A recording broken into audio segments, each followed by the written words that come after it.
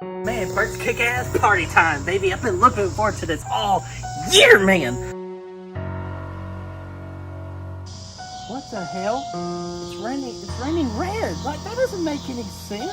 Like, now I gotta go home and clean all this up, and I'm gonna miss Bert's kick-ass party, man. I'm like, because I heard that dude, man, once he gets 1 or 2 White Claws in him, oh, man, he goes ape shit, man. Oh, man, I'm gonna miss it because I gotta wash this off. Why does this always happen?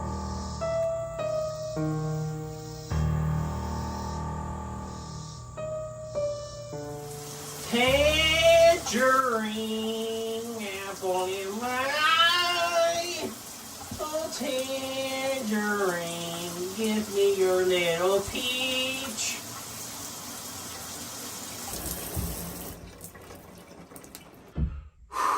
Oh, wait a minute. Yo, Adrian, do you have a towel so I can wash myself off?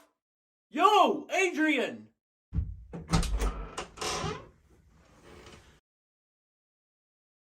Appreciate that.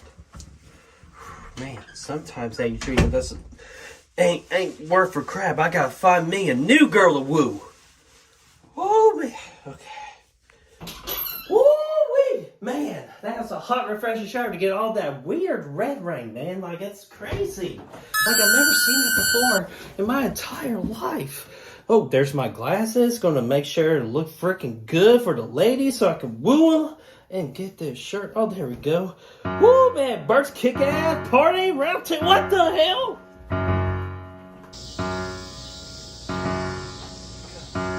No. Why's this always happen to me?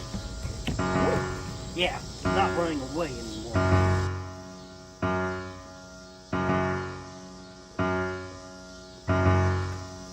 Not today, asshole. Oh, no, no, no. No. Get away from me, you creep!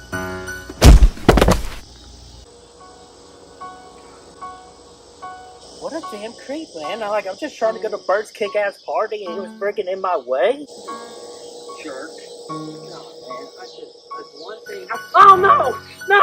No! Michael! Ah!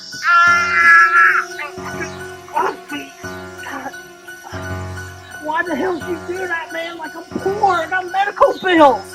What are you doing? No! No!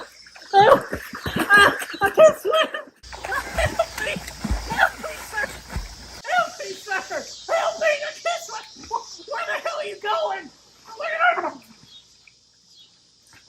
Help me! I can't swim! Oh, you're handing me a rope! Oh, thank you, sir! Thank you, I'm over here! No, that's electrical wire, you idiot! No, don't hand me that! That's gonna kill me! Please, Ellie, don't do it! No, don't do it, man! I'm gonna die!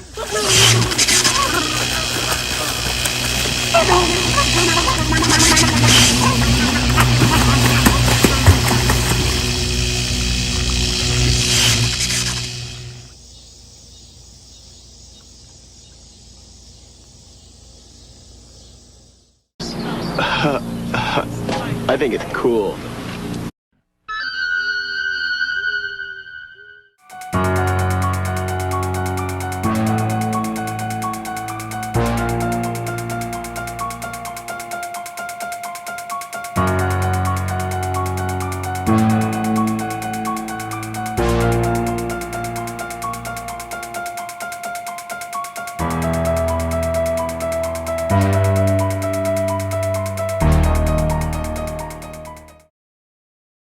What's going on, guys and gals, and welcome to Good Reel Hunting. We're out for the good reels, so you don't have to. It's your boy Brad, the Brett-man's over there, and we are already up to freaking week 6 of the HalloScream Review Series, man. It's 6. We're on week 6. We're doing today. We're gonna be reviewing Halloween 6, The Curse of Michael Myers, or Halloween, The Curse of Michael Myers, whatever you want to call it. I always like to throw a 6 in there. Halloween 666.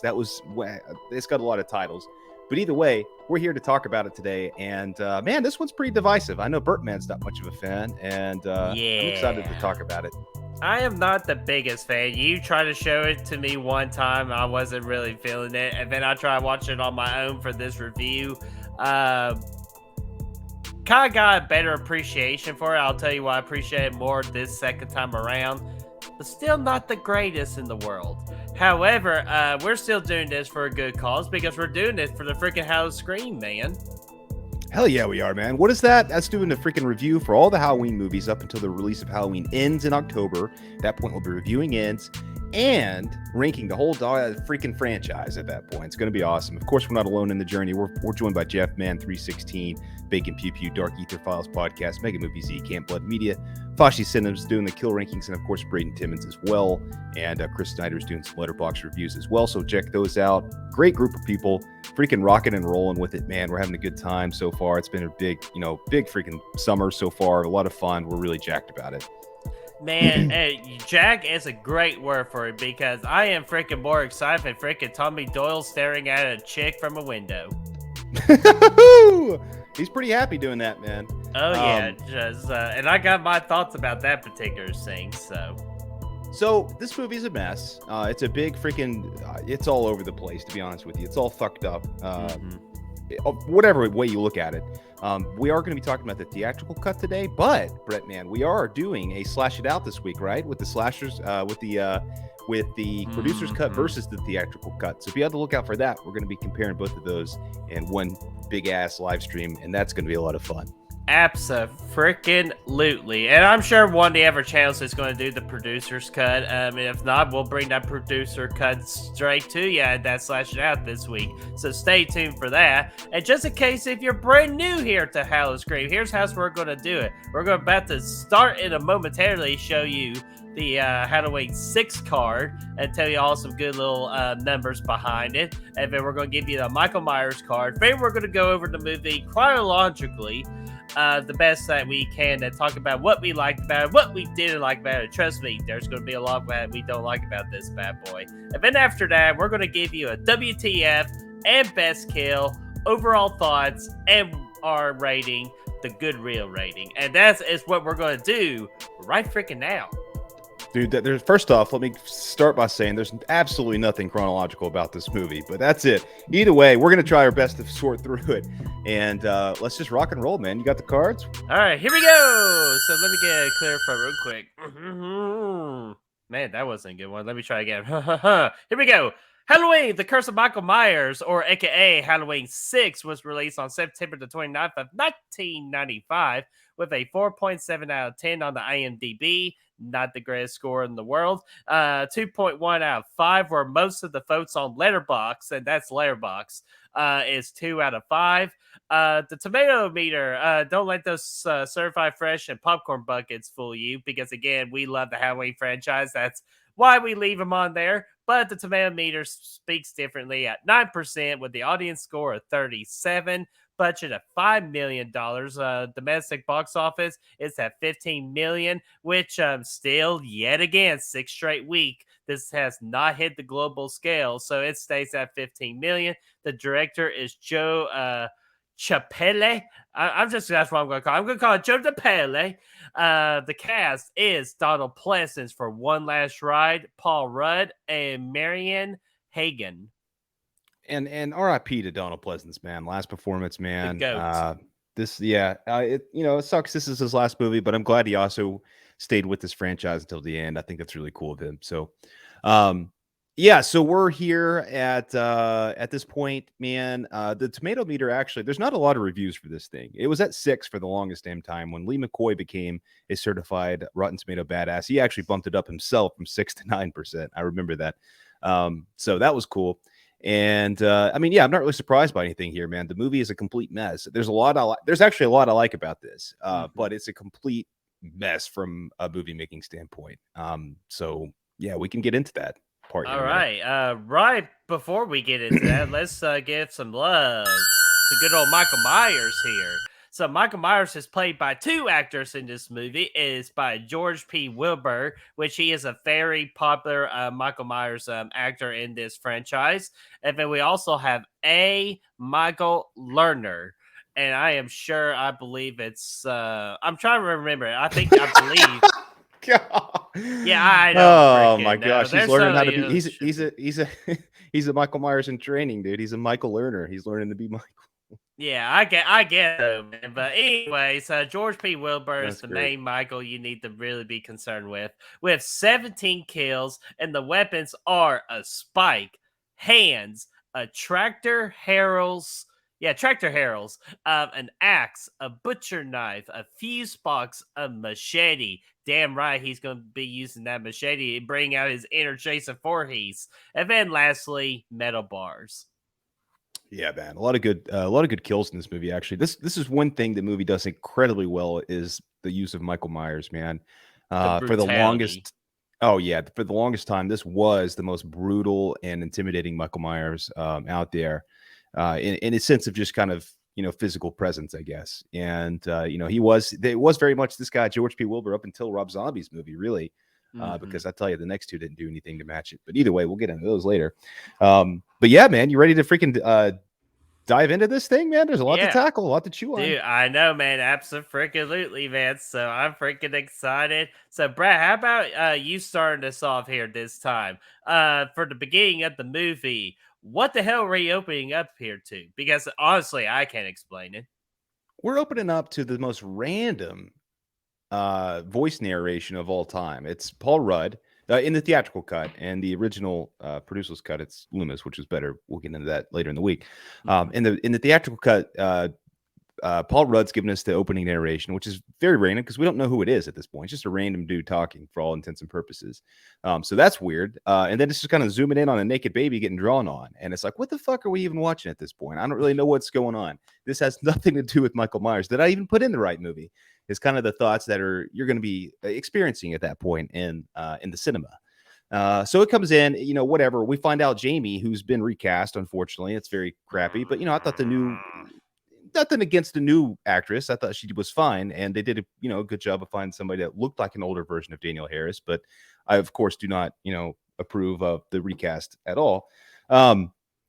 But yeah, we find out she's been in captive in some shitty ass like Nightmare on Elm Street basement for the last 6 years. Like it doesn't make any sense. She's 14 now. She just popped out a kid. Not even going to get into the producer's mess. So yeah, it's just weird. She's in this dungeon. She wakes up. There's a kid. Somebody hands her a baby. They're like, "Oh, run! Michael's here," or whatever. And then like they hand her the baby. Jamie runs off. She escapes after 6 years, and then Michael comes up, takes that other nurse that gave her the baby, and puts her ass on a spike. Which that shit was badass. That was awesome. That was a fantastic introduction to Michael. But it makes you ask so many questions. And then we get like, that score. We get that up tempo score. Yeah, like with the guitars, which is awesome. Oh yeah, immediately sets the tempo of this movie. But it's like it makes you ask so many questions. It's like, what are what are we doing down here? Why is Michael hanging out in the darkness? Why did he just decide to freaking murk some people? Like if he's friends with them all, like I don't get what's going on down there. It's a fucking mess. But either way, badass introduction to Michael. He comes out of the shadows. One of the best kills. I think it's one of the better kills in the franchise with use of lighting and whatnot. So, yes. It goes back to kind of the 78 kill with Bob and also just him kind of creeping out. It's really cool. We get an introduction of a bigger George P. Wilbur, which is nice. Anyway, they go on a freaking run. Jamie's running away from his ass. He chases her out the damn building, freaking twists some dude's neck around 360 style. He looks like the Exorcist kid now, but he's not. He's dead. And he steals a truck. She takes another car, and then they just, they give each other a little salt chase down the road. Oh, I know, man. And it's freaking crazy. Before we even continue on, let's go ahead and just freaking rip off the Band-Aid, man. This movie was set to fail all because of fucking Halloween 5. 100%. Because when we include the cults, because this movie has absolutely no choice but to embrace the cultness to it. And what kind of cult are we talking about? We're not talking about the Midsommar cults. We're talking about the Thorn cult. Yes, absolutely. Where's your freaking tattoo, by the way? It's gone. It got washed away. Oh, thank God. So yeah, I mean, it was definitely set up for failure here from the last movie because they didn't answer those questions. The writer of that movie had no intention of answering those questions. He just threw them up there and said, "Hey, 6 can deal with it." And so now we're here. We're rode into a corner. There's nothing we can do about it. This is before the days of erasing the older sequels and starting fresh. So they're like, "Okay, fuck it. Let's just keep rolling with the Thorn thing." And there's a black a man in the black coat running around, and we'll get to that later. Yeah, not the Men in Black. Don't let that guy didn't get that confused at all because Will Smith and Tommy Lee Jones are not in this movie. Would have been cooler if they were, but there Damn was a right. Man in Black. So that I don't know, but yeah, but at least they got the mask right. I mean, we're back to a good solid mask Oh, after the yeah. last two movies. And With that's a badass Becky mask. ass overalls, so. Yeah, dude, the mask is freaking awesome. This is one of my favorite Mhm. masks in the whole franchise. Definitely in the top half, so I think it's badass. Yeah, it's freaking badass event. After we get the freaking car chase and all that, we get a little shot of our boy Dr. Loomis living the good old hermit's life. Loomis about to tell us a good old hermit's tale. No, I'm just kidding. Far and wide hermit's tale. But Oh anyways, my gosh. I know. I'm trying. I can't, man. I'm sorry. It's just one of my favorite bird characters I've ever played. But anyways, Dr. Loomis even broke the fourth wall of saying like retirement's the good life and all that. And then we get our introduction to a freaking Dr. Wynn, a buddy of his, that good old Smith's Grove, begging Dr. Loomis to come back because they miss him. They love his personality. They miss him, man. They miss him We when love him. yeah, we love him. So we need you to come back home. And he goes, oh, no, the home is here. Like, I'm not where dead. safe. Very Yeah, I'm much not dead. retired.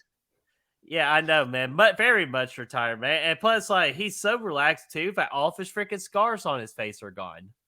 They are that well. You know what they say though? That's the beauty of the countryside. Oh my god! So yeah, I mean, probably all the freaking insurance that he probably took advantage of too for all the freaking the fake heart attack where he still got all that money from medical insurance. You know, Dr. Loomis just being a good old slime ball.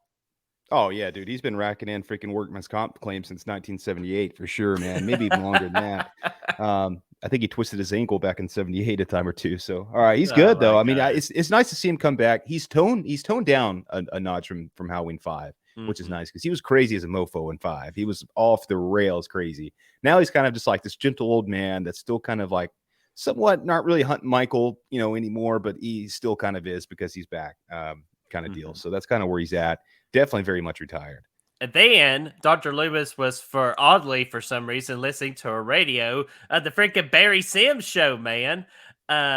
Just we gotta freaking get that radio station going. Barry is taking calls from all the young girls in Haddonfield, just wanting to woo Michael for all the reasons. That guy in the mask sounds kind of hot. I'm like, what the fuck? Like, what's wrong with these women in Haddonfield? And then we get the one that really needs help of Jamie's. It's like, please, someone out there, Dr. Loomis, help me, help me. And Barry's like, yeah, enough of that now. Like, freaking prank calls. And then that's when we get the shot of Jamie at a train station. She hides the baby. And then Michael, is trying to hunt her down. And that's when Jamie drives off. And then that's when Michael chases her. We're getting another Saul chase again. And this time she crashes. She wasn't doing very well last night. And then crashes the car. And we get a freaking barnhouse scene, man. Great scene, man. So she goes Mhm. into this barn to hide from Michael, and it's like there's no light in there. There's no illumination, if you will, because this is in the middle of a barn in the middle of the night. It's like raining outside. Very atmospheric. Very very atmospheric. I love this. This whole sequence, this whole set here. She's running around this creepy ass barn. The lightning is popping up, outside, which is illuminating Michael. And there's at one point in there while she's in there that it illuminates. Michael pops up, but then he actually literally disappears. Very much kind of going back again to those 78 roots a little bit, kind of seeing, oh, did I just see Michael over there? Or is my brain fucking just playing tricks on me at this point? Very beautiful stuff. So I really like that. It's tense in there. You don't know what's going to happen. She's all creeping around. She's doing pretty well, but then she steps on a fucking twig or whatever, some straw or Damn leaf or whatever the twigs. hell it was. Twigs always get in the damn way. They always get in the way. Mhm. Steps on that. Michael catches her ass, throws her on a damn tractor, dude. And that shit was brutal as a mofo. Yeah, especially where Jamie is just reaching out. I guess she was going to go, Uncle. But gosh. thank goodness they did do that. And Michael reaches to her, but not just to comfort her, but to put her in more pain and shove her down again. And then that's when she goes, "You could never have him, like the baby." And then Yeah. that Michael's like, "What the fuck did you just say? I was just gonna let you go." Instead, just to put the final nail on the coffin, he turns on the tractor, just putting poor Jamie out of her misery. Rest in peace, Jamie Lloyd. which speaks this is that brutality. This is the first time we really get to see that brutality of Myers, at this point. We saw him spin that dude's neck around, which is one of the most brutal kills up to this point in the franchise. But now he's taking this, this point to the knees. He's like, I finally caught your ass. This is the first time we've seen him catch an ass, like a family member that he's chasing. You know what I mean? So we never saw him catch Jamie. We after never actually saw him catch Jamie. And now he's finally caught up to her, and he's just like, yeah, I'm gonna fuck it, just push you down and then turn it on. I'm gonna turn the thing on, and it's gonna chop up your insides. And that shit was pretty intense. And that is not in the producer's cut, by the way. So it's but it ends up being one of the better kills. At least she went out in with a bang. Jamie did. Oh yeah, absolutely, she did. Again, I wish it was Daniel Harris just because she played that character. But I'm not gonna harp on the new girl too much because again, that's like a whole like Hollywood cinema decision more than anything. Like it was just it was stupid. So we all wish it was Daniel Harris, but it is what it is. So Jamie Lee's dead. Not Jamie Lee, not Jamie Lee. She's dead. Jamie Lloyd. She's dead as a mofo. The problem here with the rest of the movie, though, is there's nobody in this movie for us as the audience to care about, because there's there's Loomis, but we have there's really nobody else that we we're about to get introduced. Step one. Yeah. Step one, my buddy. It's freaking Paul Rudd's freaking cinema debut. And that is playing one Mr. Tommy Doyle, the freaking creep next door. Yeah, he ends up being Tommy from next door, for the old school Tommy. Of course, coming back as the adult version. It's cool. And we also get the introduction to Karen. You know what? Before this, though, Michael fell for the old paper bag. Paper towel freaking baby mix up again. Not again for the second time, but as in it pretty much confirms the fact that this is the same Michael, at least from Halloween 2, where he thought those pillows were Laurie and he was going to town. And he's like, yeah, he always falls for shit like that. So anyway, but now where all that's kind of taken care of, we get introduced to the new kind of characters. We get introduced to Karen Strode. Essentially, it's Karen, right? Or is it Kara? It might be Kara. No, I believe Kara, just a Strode. Yeah, she's the Strode. She's living. Get this shit right here. Kara, okay, because I thought Karen Strode would be too on the nose with Karen Strode, the other one. So yeah, Kara, get this. She's living in the Myers house with her freaking uncle, or with her dad, who happens to be Laurie's uncle. Adopted uncle, of course. So it's kind of this. I don't know why they just chose them to be Strodes, and I don't know why they chose to live in the Myers house, knowing everything that they know at this point. It doesn't make any sense at all. But even less sense being made here is the fact that this Myers house is completely different than the last one. Once again, it's a good change because this is more in line with the original Myers house. But we literally, this is a direct connection to Halloween 5. And it's a complete 180 on the house again. This one's kind of, I don't know, dude. They've just completely fucked themselves with this house at this point, the Myers house. Yeah, there's no coming back from the Halloween 5 house. There's no going back from it. At least they improved it a little bit, but the damage is done in this particular trilogy in the Halloween timeline. But yeah, we get a freaking breakfast before we get the ultimate breakfast thing in the Halloween franchise later on in these movies. But we still get breakfast, and Kara's just Mr. Strode is all freaking going to town, being really a bitch to Kara, even though technically Kara's the one that moved back, man. And she's freaking moved back when they didn't want her back and all that. And she's complaining. So damn it, Kara, why are you back if all you're gonna do is complain? Yeah, I mean, they're complaining. It's this whole family dynamic. She's come back. She's got a kid now. She doesn't have any, she's a single mom. She's got the kid, Danny boy. He's over there with her. They moved in for additional resources. The mom's very supportive of her, but the dad's like, hey, dude, come on, you moved out, you never came back. I mean, get out, quit pounding sand. Mom's slipping her some 20s on the side. That pisses her off. He smacks her in the face, essentially, and then it sets up this whole thing where Danny boy pulls the knife on the dad, and then it just kind of this big freak out section. We get the introduction of Tim here as well, which is Kara's brother, and they're all friends. They go outside, they meet the other friends, which is Tim's girlfriend, and whatever. That's when we see Tommy across the street. Beth. Kind of get his Beth, and then we see Tommy across the street. He's creeping through the window. They're driving down the street, and they look over, and Tommy's over there just kind of staring out the window like a creep. And they're like, oh yeah, he lives upstairs, yada yada yada. We find out it's Tommy Doyle. again, kind of, just kind of In the learning more about him. Blankenship house of all houses. Yeah, the Miss Blankenship, man. Yeah. Hell yeah.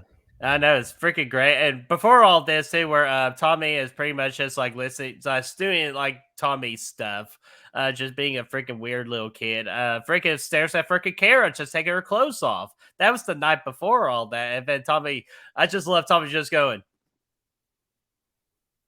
He's like, because well, trust, hey, left because your window open. yeah, guys, trust me. You're like, yeah, and it's like if she didn't want to get seen, she wouldn't have the window open, So like, just both sides are guilty, man. But yeah, we get the introduction to those new characters, and then Tommy is just doing more research, and he realizes that's Jamie Lloyd right there, and then he decides, you know what I'm gonna do? I'm gonna go hunt down this baby. Yep. Oh yeah, essentially, because we find out that Tommy's been on this quest for Michael. I guess he's kind of become the new Loomis. He's obsessed with Michael. He's got a whole shit. He's doing the detective thing, dude. Like he's got the fucking, like, remember the guy from the Black Phone with all the freaking yarn just going around. He's trying to pencil in the house and stuff like that. He's got the whole billboard set up in his room. Oh my That's gosh. Tommy now. It's Tommy. He's minus the cocaine. Minus the cocaine. Yeah, he's up there. He's doing all this stuff. So yeah, he does go to the bus station to investigate some more. He finds this blood trail that nobody cleaned up from last night. It's all over the freaking hospital, all over the bus station. This blood trail from the phone booth to the bathroom. He goes down there. He finds the damn baby. I don't know how nobody found the baby. At this point, it's daylight as a mofo. It's a very busy bus station. But nonetheless, he's the one that finds the baby. He goes to the hospital. And for some reason, Loomis is there. Mm-hmm. Nobody really knows why, because unless you watch the producer's cut, you know that Jamie's still in there, but we'll get into that later. But in this cut of the movie, there's really no logical reason for Loomis to be in the hospital, but either way, he's there. He's hanging out. He's having a good time. Tommy gets there. They have this conversation. They meet up. They're like, hey, let's come back. Let's meet about 9:00 tonight. Let's talk about what we're going to do about this Myers situation. We're going to meet at 9:00. At 9:00. So they do all that. Meanwhile, there's just all this other. It's kind of messy at this point because this is where they make a lot of the cuts. A lot of the differences in the producer's cuts here in the movie, as well as later in the third act too, which is completely different. But then Loomis shows up at the Strode residence. He kind of B&Es. He breaks and enters there. He gives the mom, Mrs. Strode, a scare. Kind of shows up in there, says, "Hey, you got to get out of this house." And all this other stuff, he's like, Myers is coming back. He's going to kill your ass, yada, yada, yada. Same old stuff. He's going to do it again. And then, we get a nice scene after he leaves with Mrs. Strode there. Mm-hmm. Yeah, like we get a nice scene, and Mr. Strode is all freaked out. So she decides to call her husband, and the freaking Mr. Strode's like, oh, dadgummit. First off, what's this asshole doing breaking in our house and all that? He can't just do a B&E like that. And second, like, don't freaking listen to him. Just stay put. I'm on my way home. And she goes, okay, I can't freaking deal with your anger issues right now. So I'm just going to do what every other freaking 50-year-old mom will do in this situation. We're going to go hang up clothes. Because nothing could possibly go wrong with hanging up clothes. No, and we get some good sequences there where she's going around the house. Myers is in the house behind her. We get some good stuff, in the background. All that stuff's really good and effective. She goes in. She actually goes to pack a bag. To leave. She's going to bounce. She's going to leave. She's going to leave his ass. But when she comes back down, she realizes the axe is missing, that she was using, that the dad was out there chopping down Michael Myers with the figure in the yard earlier in the movie. The axe is missing from the little box. She's like, oh shit, what's going on? She tries to take off through the back. She goes through the laundry field in the back, and then she gets murked. Another good kill. And before that, she trips and pulls the good old classic Thelma from Scooby-Doo going, my glasses, I can't see without my glasses. Hey, my glasses, I can't see without them. They should be around here. Oh, there they are. Hi, Michael. Bam! Bitch got, man. And not only that, we get a beautiful white cloth where blood just gets splattered, which first off, red and white, like blood on white, is beautiful in horror movies. It is, and this is a perfect example of that. I absolutely love that sequence. It was a good kill, even though you don't see the kill itself. Like it's still very effective because of the sound and the way that Michael's Michael's very intimidating in that shot. It's one of the better daytime shots of Michael that we've ever had in the franchise. So that was cool. And then Mr. Strode comes back, to the house, and Van's just figure out, well, she actually left and all that. And that's when the freaking power goes out. So he goes down to the basement to check on the breaker. He gets his flashlight. He's like, "Ooh, I'm scared." Ooh, I'm scared. If something's freaking rocking the dryer, man. So he checks that out, and freaking all kinds of gooey bloodness is coming out of that. And then that's when Michael appear. What? I'll let you explain this because I know how much you like this, Dev. It's a good one, man. This is another one where this guy's been an asshole the whole movie. He's been hitting freaking his daughter and all kinds of other stuff going on. Nobody likes him. So we're waiting for a good death for him at this point. So we get one here. He goes down to investigate the washer situation. The whole basement's flooded. It's dark. Nobody can see. Good, again, kind of atmospheric. It's creepy. It's cool. He's down there. Michael pops up, throws his ass into the electrical box, the fucking breaker box. He freaking zaps away, dude, until his head explodes, which is awesome. And we get to some cool shots outside with the lights coming on, flickering throughout the house and stuff. Really good stuff. He's like foaming at the mouth, and he just fucking blows up, dude. It freaking fireworks, man, from his head. Yeah, like.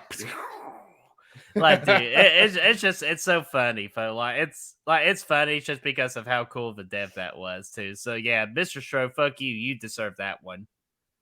He's like that dude, and I don't know if anybody will get the reference or not, but Live and Let Die, where he gets where Bond puts the little air inflator thing in him at the end, and he inflates and goes up to the ceiling and explodes. That's kind of what he looked like there for a second.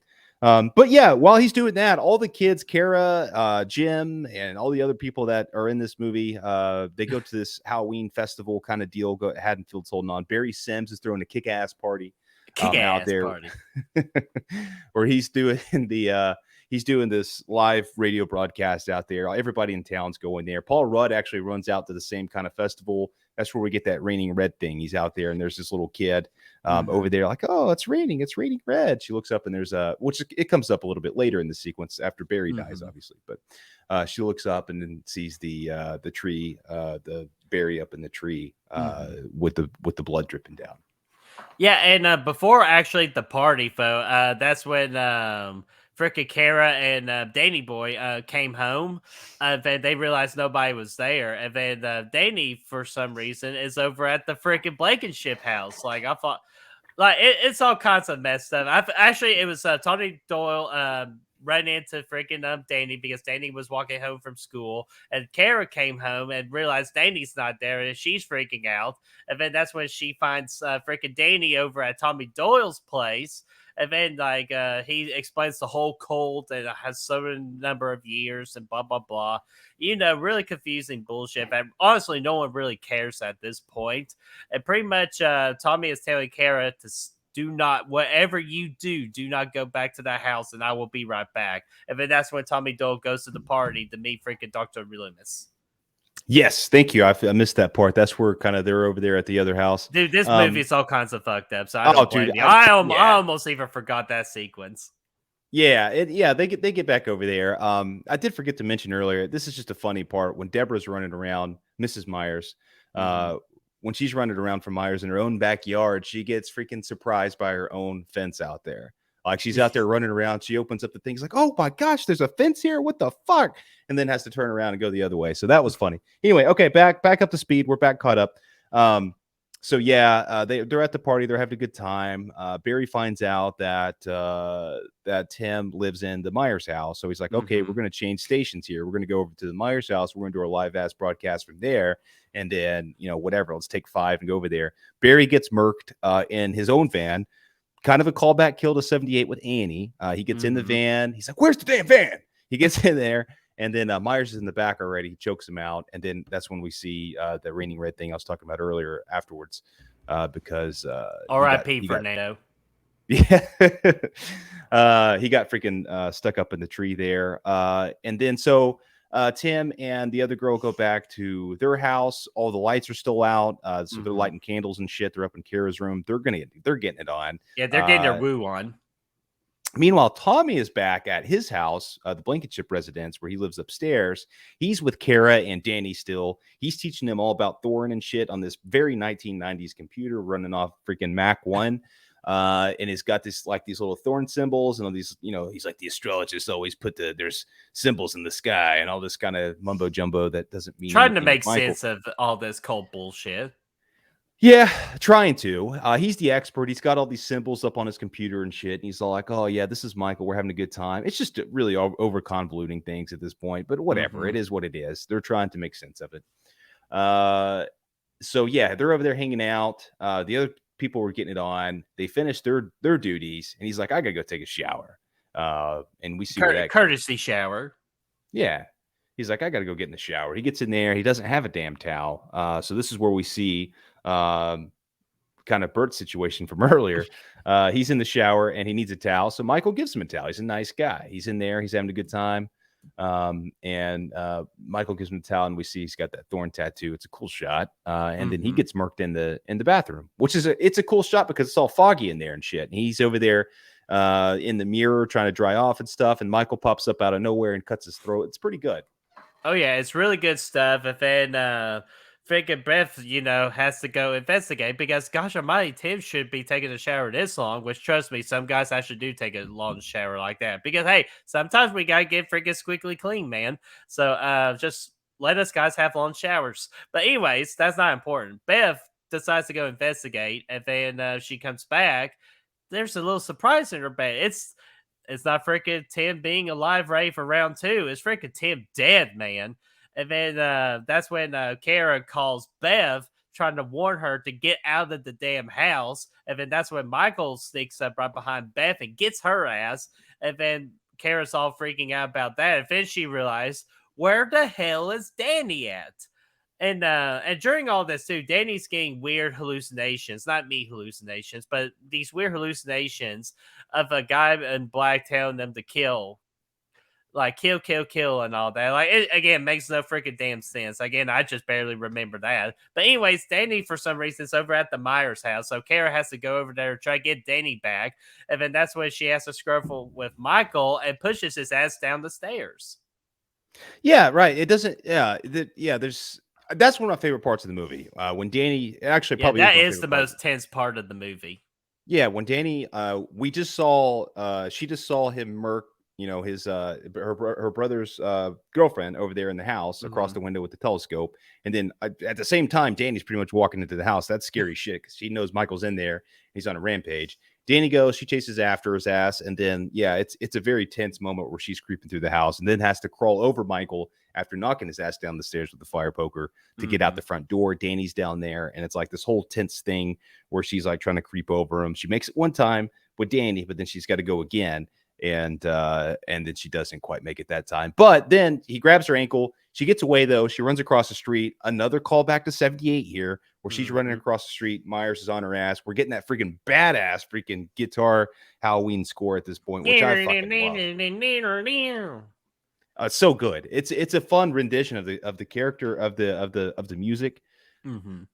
I really enjoy it. But anyway, so Kara freaking goes back into the Tommy Doyle house, and then that is where I believe she finally gets kidnapped and all that. Like Kara and Danny get kidnapped, and Dr. Loomis and Tommy Doyle come back to the house, figure out where the hell everybody is at, and more importantly, where's the baby?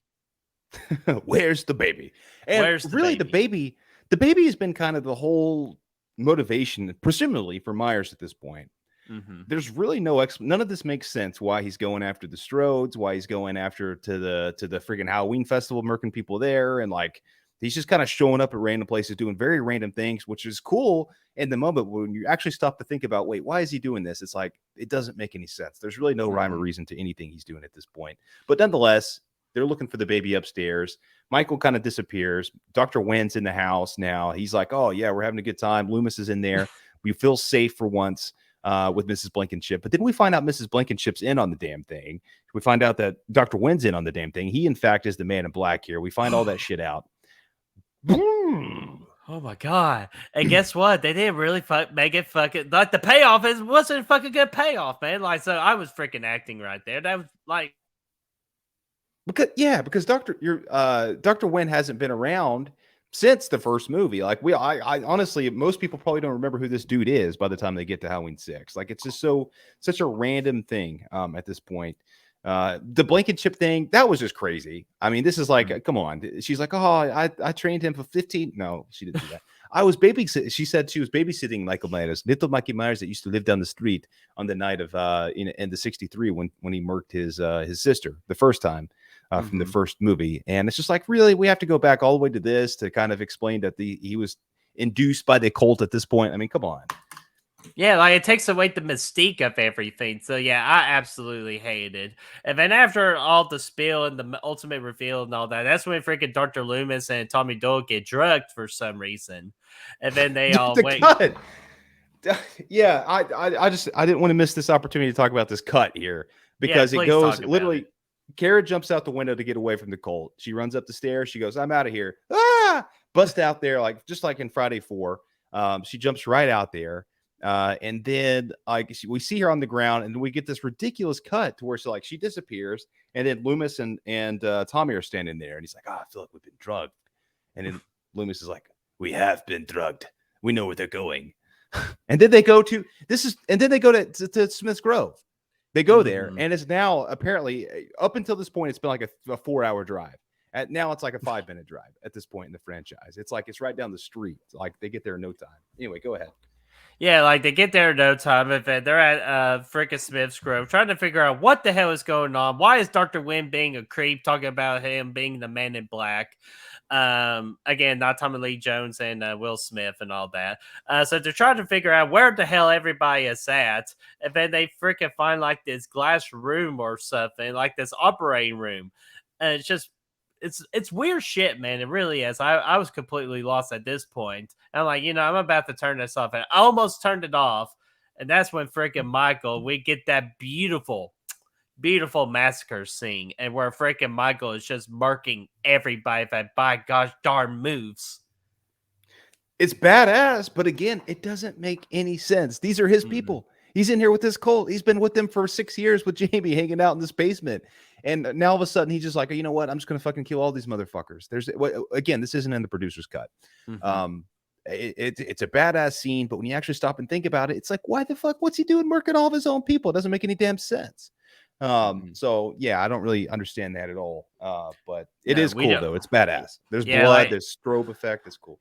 Yeah, it's freaking beautiful. Like that, probably a beautiful massacre. And then after that, Tommy Doyle finds Kara and Danny Boy. He tried to break into the freaking room because the door is locked. And then that's when Michael appears. And then we get freaking Paul Rudd, beautiful facial expression going, oh shit, I'm gonna die. So he finally breaks that freaking Kara out and all that, and then they freaking start running him from Michael, and then we get into the freaking nitty gritty into the third act, man. But yeah, there was that creepy ass lady in the maximum security place, which that maximum security field ward rather of Smith's Grove is not a place you want to be on any day of the week. But she's all stabbed up over there. She's like, he's here, and I'm excited. I think it was one of the people that called in earlier in that radio show. But either way, yeah, so we're here. Everybody's at Smith's Grove now. Loomis is confronting Wynn, but he gets knocked out. He's kind of gone for a little bit. Meanwhile, Michael is chasing Kara and Tommy and Danny around this hospital, and Wynn's not really involved all that much. And it's really messy, like when you try to put it all together. But at the same time, it's cool. You get that good scene after the massacre that you were just referring to, where Michael. Oh yeah, that red tunnel hallway, man. Yeah, that was cool, dude. Yeah, that was freaking cool. So we get that, and then we get that for freaking person getting murked and all that. And then Tommy decides to play a little trap where like he's going to put the baby at one place, but the baby's not there. And that's when Tommy decides, how am I going to kill this guy?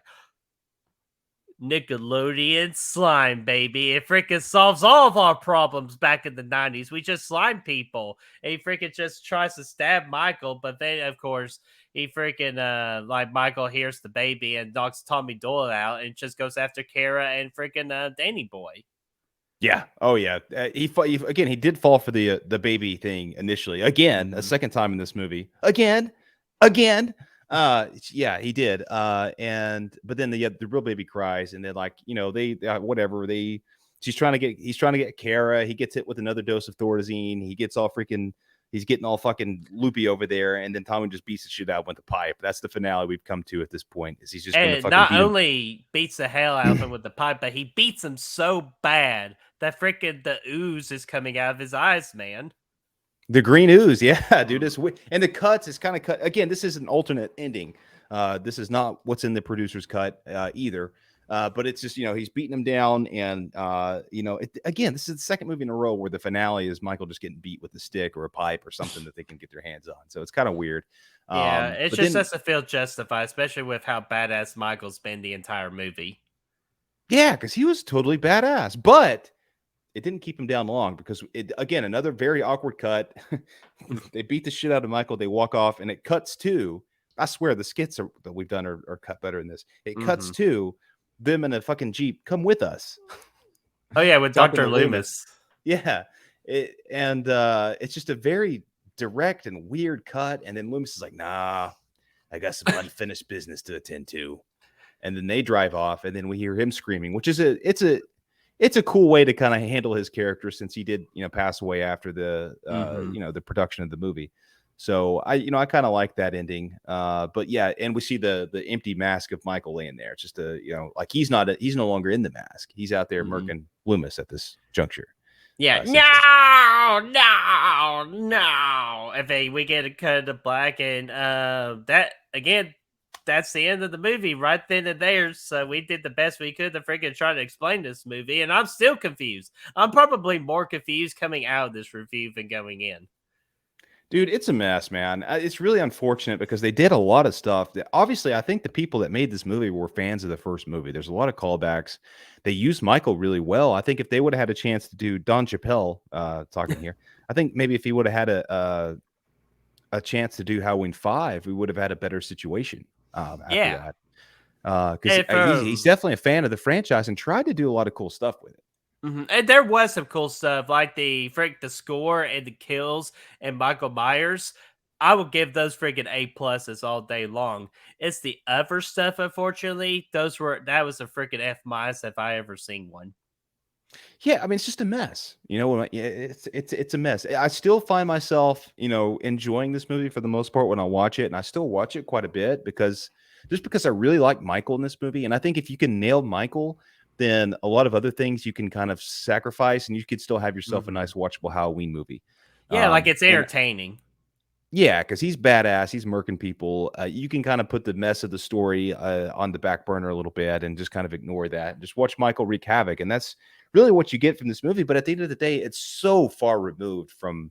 While there are some nice callbacks and some good uses of Michael in the darkness and all kinds of some good atmosphere, this movie feels so far removed from the original. At this point, it's like we get to this so far in the franchise. Like, okay, 1 and 2 are very close to each other.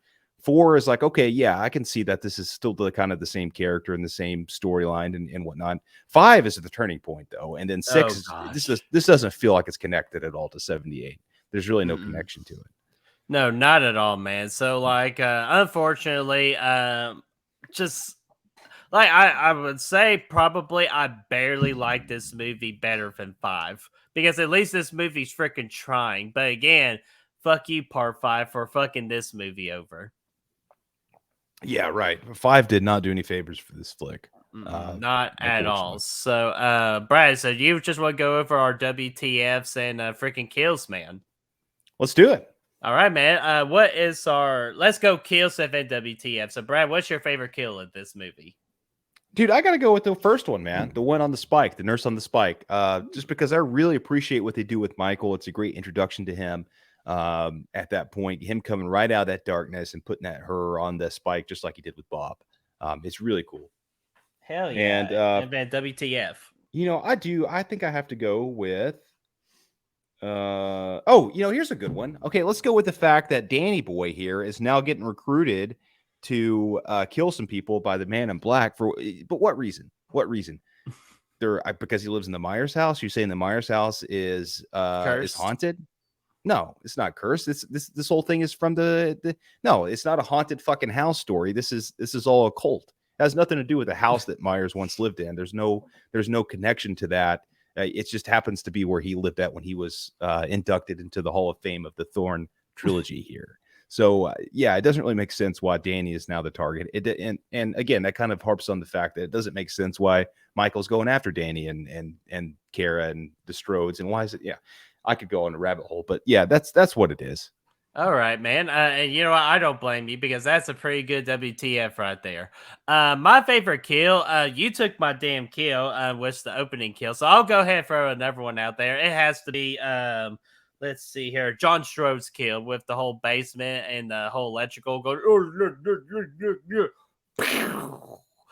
Yeah, like I should be in charge of the sound effects of that movie. But anyways, I love that movie because it was deserved because he was an asshole, and I love when the asshole gets some of the best kills in the movie. So I'm going with Mr. Schroed's death as my favorite kill. And WTF, man, I could go with so many WTFs. I could go with the lady that is in love with Michael. I could freaking go with the Nickelodeon gut slime. But what I'm going to actually go with is freaking Tommy's just staring at Kara out the window going. That's a good one.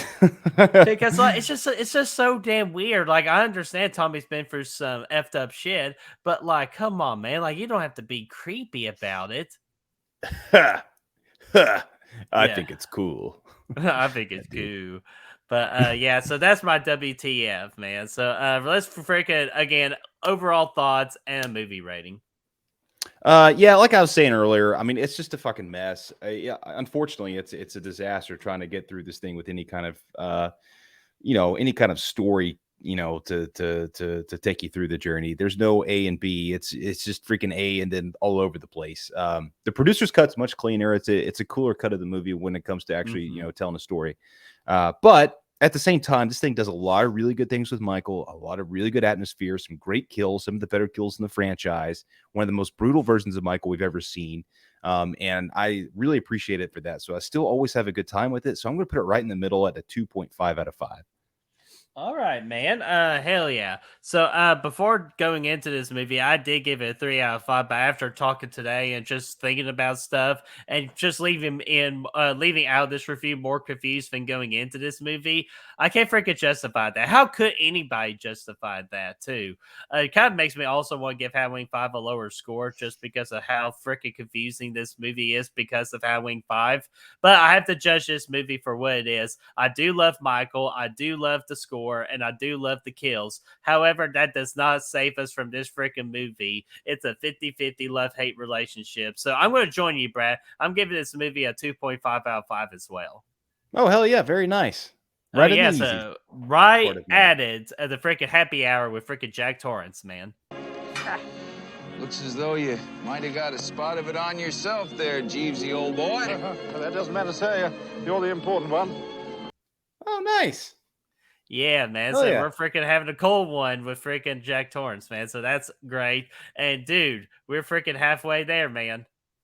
Yeah, dude, we're getting back. Jamie Lee's coming back next week, man. We're going back to that original run of movies. And yeah, that's going to be fun. I'm excited to talk about it. Oh, yeah, dude. I'm freaking excited about to talk about it. I know freaking Matt Fauci and Brady Timmons are excited about it, too. They are huge fans of H2O.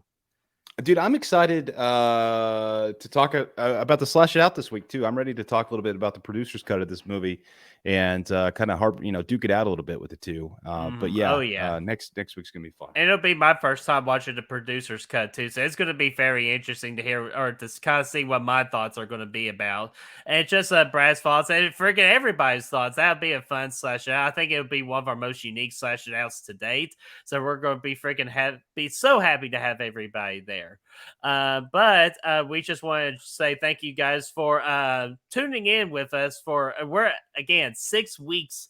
Dadgummit, I can't freaking do this. There we go. 6 weeks into the freaking HalloScream series. We're freaking officially halfway there. So again, want to hear from you guys.